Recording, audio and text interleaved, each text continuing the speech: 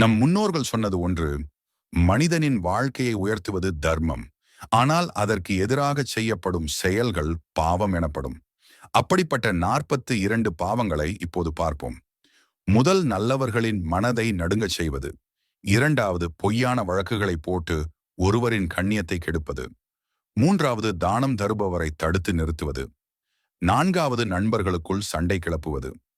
ஐந்தாவது, உண்மையான நட்பை வஞ்சித்து ஏமாற்றுவது. ஆறாவது, குடிமக்களிடமிருந்து அநியாயமாக வரி வசூல் செய்வது. ஏழாவது, ஏழைகள் பசி எறிந்து தவிப்பதற்கு காரணமாக இருப்பது.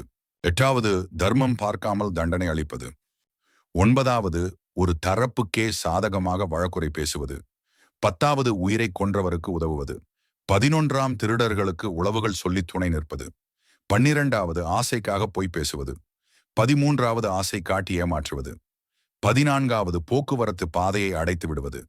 15வது, வேலை வாங்கிக் கொண்டு சம்பளத்தை குறைப்பது. 16வது, பசித்தோரின் முகத்தை பார்த்தும் இரக்கம் கொள்ளாமல் இருப்பது. 17ஆம், பிச்சை கேட்பவருக்கு இல்லை என்று மறுப்பது. 18வது, ஜோதிடத்தில் பொய் சொல்லி குடும்பத்தை குலைப்பது. 19வது, நட்டாற்றில் கைவிட்டு விடுவது. 20, பயந்து ஒளிந்தவரை காட்டிக் கொடுப்பது. 21ஆம், கற்பழிக்கப்பட்டவளோடு கலந்துறவு கொள்ளுவது. 22, கண்ணியரை கெடுப்பது. 23, கணவனுக்கு விசுவாசமாய் நிற்கும் பெண்ணை தவறாக நடத்துவது. 24வது, கருவை கலைப்பது. 25, குருவுக்கு வணங்காமல் நிற்பது. 26வது, குருவுக்கு காணிக்கை கொடுக்காமல் மறுப்பது.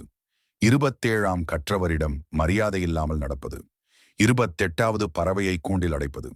29வது, கன்றுக்கு பாலூட்டாமல் கட்டி வைப்பது. 30ஆம், மாமிசம் உண்டு உடலை வளர்ப்பது. 31, கல்லும் நெல்லும் கலந்து விற்பது. 32வது, அன்புடையவர்க்கே துன்பம் செய்வது. 33, குடிக்கும் நீர்குளத்தை தூற்றி பழுதுபடுத்துவது. 34ஆம், வெயிலில் ஒதுங்கும் மரத்தை வெட்டுவது. 35, பகையால் அயலவரின் பயிரை அழிப்பது. 36வது, பொது மண்டபத்தை இடித்தழிப்பது. 37ஆம், ஆலய கதவை அடைத்து வழிபாட்டை தடுத்து நிறுத்துவது. 38வது, சிவனடியார்களை அவமதிப்பது. 39வது, தவம் செய்பவரை இகழ்ந்து பேசுவது. 40, ஞானிகளை தூஷணம் செய்வது. 41, தந்தை தாயின் அறிவுரையை கேட்காமல் புறக்கணிப்பது. 42, தெய்வத்தை இகழ்ந்து செருக்கூறுவது.